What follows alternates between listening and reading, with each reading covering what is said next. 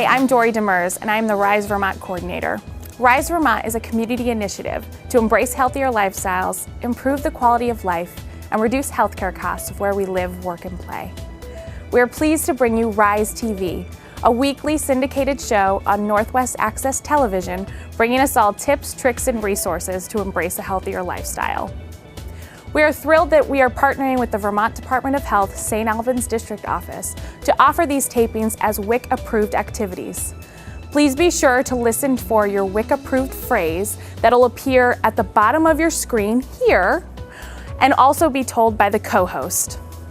This will be what you will have to report back to your local district office to get credit for your second nutrition education.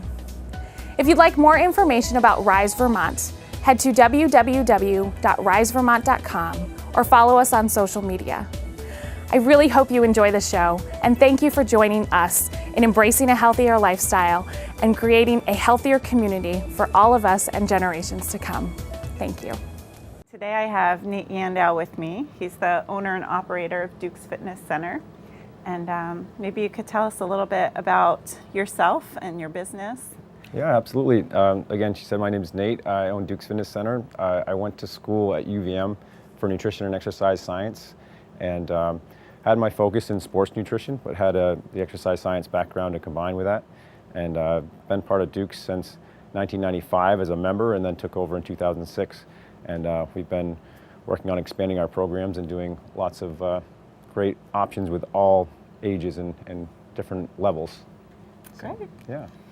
So Nate and I are going to talk a little bit about injury prevention today. Now that the weather's getting nice, a lot more people are getting out and exercising, and sometimes they might feel super motivated to get out there and do a really big workout, but that always isn't the best way to go about it.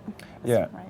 Absolutely, yeah. We find that we want to make sure when we do get outside or whatever activity that we're doing that we do warm up properly. And again, scaling to what your current activity level is and gradually scaling up from there. That weekend warrior type mentality, so to speak, of just being ready to go, going hard, can sometimes lead to those injuries, and that's something we want to avoid. There's a lot of different levels you can think about that with, whether it's walking, jogging, or even getting into different types of activities like CrossFit type training, and whatever level that people are at. It's important to just see where your starting point is and gradually work it up from there. Oh, okay. So would you want to show everybody what a good warm-up might be? Absolutely, yeah. If you'd help with me on this one, we're going to start out just getting range of motion in the legs. So lower body, some things that are important to help loosen up into the hamstrings and glutes is a high knee. So keeping good tall posture is important. We don't want to swing and get into our back quite yet. We just want to get those knees up. Okay. So a nice high knee march, which can be done obviously moving forward. If you're outside, you can kind of start your warm up that way. That's going to get things loosened up here. From the back, where we're looking at kicking that heel back, that's going to help loosen up into your quads. From that point, after doing it, and those can be done 20 to 30 seconds just to kind of get the blood flowing a little bit. Some high leg kicks, that's going to get the hip engaged. So getting that front to back leg swing. Take some balance too. Well, again, those are good things to key in on. Not everybody's going to be as balanced as you doing this. You've got a great yoga background, which helps with those things, and getting that balance and stability will come with practice. So having a hand on a wall, hand on a tree if you're outside, those are things to work on. And using nature, again, you want to be outside in these months that we can get out there, having a tree to lean on and do a lunge stretch to help loosen things up. But again, getting the body warm is important before the stretching piece comes in. Okay, so it seems to involve a lot of movement. I know when I was a kid in sports, we just sat and stretched right away, but the thinking has kind of changed on that, hasn't it? Absolutely, yeah. I mean, if you think of a static stretch like you're referring to, if your body's cold going into that, things are going to be really stiff. If you get things moving and getting that mobility, that's going to get the blood flowing and heat up those different joints and muscles, tendons, ligaments. So all those things are going to move more fluidly. Again, to get into different depth, even doing like a body weight squat. Some people have a hard time just getting into that squat position. So having a chair behind you or a box or a bench and just thinking about it simply as sitting and standing. oftentimes the problem could be the hip positioning, knees coming too far forward. We want to reach back with that hip position, thinking about keeping your lower leg more straight up and down. And often when we train people, that the squat position can be one of the hardest things to think about, because they think they need to be completely vertical with their upper body. And yes, you do want to be tall, but that doesn't mean your hips don't come back. You want to be as tall as you can be, but reaching back with the hips. Okay, so it's more about where your knees are falling rather than how far you're leaning over. Right. Okay. Right. So that can be done in a few different ways. Sometimes even being up against the wall, so the wall's in front of me, and all of a sudden I'm trying to reach back. Obviously my knees aren't going to go through a wall. Okay. So that can be something where you just do a partial squat position until you're ready to go to that full position. Having something behind you is important, especially if you're doing the wall thing and really trying to push it, because chances are the first few times, if you're not used to that, you will go backwards. So. That's good to know. So if somebody wants to get into a walking or running routine, what's a good way to build it up and so they don't get injured? Yeah, some common things that can happen if you go too much too soon. Shin splints are a common one. The IT band being really tight if you go too much too soon. So really progressing, you're finding out where your starting point is. If you haven't been walking, it's new to you, or running for the season, then just pacing it out where, again, starting slow, getting those stretches in, developing that into a faster pace. If you feel like, okay, we're getting the heart rate up, slow it down. You can get into the interval-like training that way. And again, starting out with maybe 15 to 20 minutes instead of saying I'm going to go walk for an hour your first time. 15 to 20 minutes would be a more realistic step. You may not feel it that day that you're doing it, but 2-3 days afterwards, all of a sudden you might feel the shins or that IT band on the outside of the hip. And then that'll kind of set you back from where you started. Right. Good footwear is always important too. Some people have, that I see come into the gym, they say, oh, these are my favorite gym shoes. I've had them for 3 years. That's kind of a scary thing. Where really, if you're using them on a regular basis, 3 to 6 months is probably, and again, it comes into as a runner or walker, think about the mileage that you're putting in on those. So. And how about the differences between exercising on the road versus using trails like at Hardack or our town forest? Right, and as we spoke off camera earlier, we want to be able to utilize our outdoors and what we have here. We have beautiful Hardack, the town forest, St. Almas Town Forest, the rail trail. So that different terrain can cause some different things happening in the legs.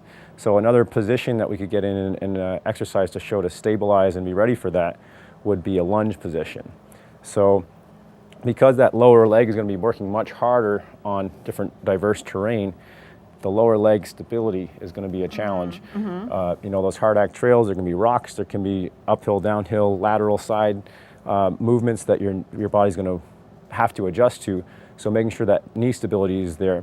A good lunge position starting, we want to have that, again, lower leg straight up and down. On your back foot, you want to have your hip to knee in good alignment here. And then just starting from that range of motion, nice and slow. Now this may be a tough position even to get to that depth right away. So even starting nice and tall or doing a walking lunge, but staying high and working into more depth down the road. But in doing that with that position, that's going to work stability here. From that, progression could be adding a hop. You could put put a jump rope down on the floor and work on stability. So that's going to work that lateral stability in the knee. Yeah. And again, that's going to help with that terrain in the outdoors.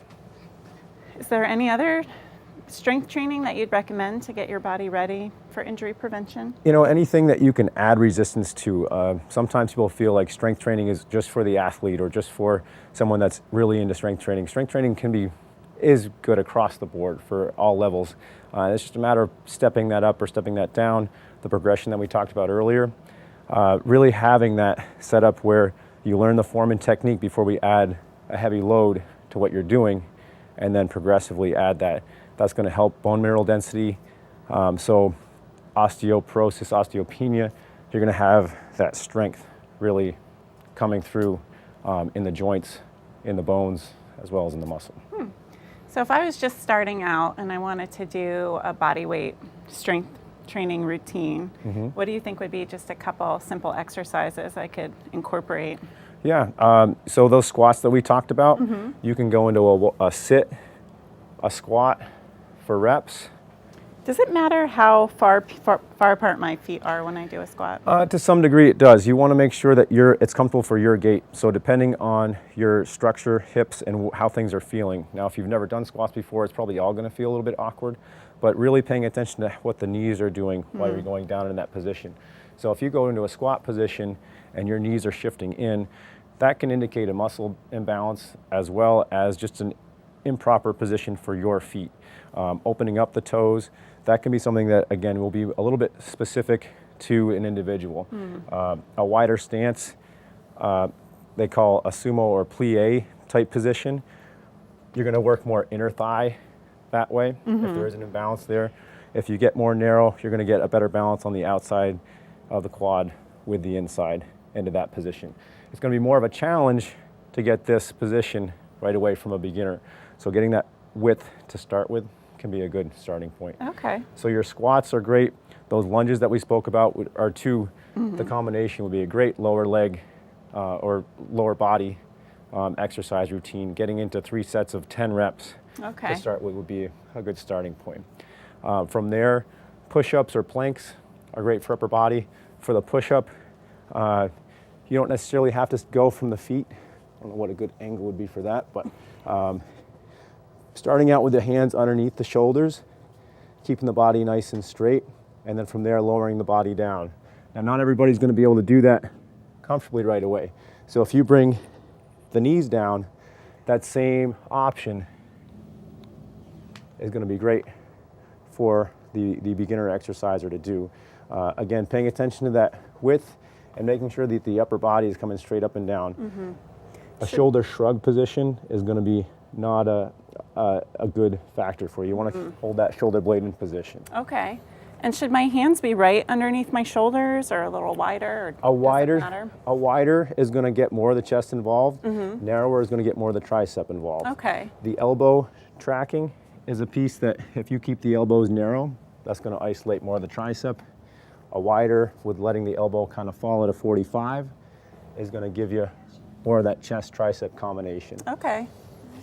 And again, holding that position is still a good way to get that in. If even from the knees it's not feeling comfortable, if you feel like you're getting that shrug position in, just going to that hold in like a plank type position. Okay. And then from there, if that feels like you want to work it, you can do a shoulder tap to work stability. Okay. I'm just going to add real quick, our WIC approved activity code is safety first. All right, and maybe just quickly we could go over what you do when you're done exercising so that you can help prevent injury the next time you go out. Sure, you can do a similar type of routine that you do when you warm up, is the same type of thing as a cool down, so slowing things down, getting that mobility in the joints. So that range of motion will just help loosen things back up, because typically we're probably not running quite like this, a little more modified range of motion in the actual activity. So loosening that back up here and in the back. Once things are loose there, loosening up the hips. And again, this can be added to the beginning of the routine as well, that lateral lunge position. And reaching back with the hips again so that the knee's not shifting too far forward here. Okay. Some actual static stretching would be a good thing to do at this point. Okay. Not that you want to hold for long periods, but a good 10 seconds, couple of breaths, and release is a good option there. Okay, great. Yeah. Well, thank you so much for joining me today.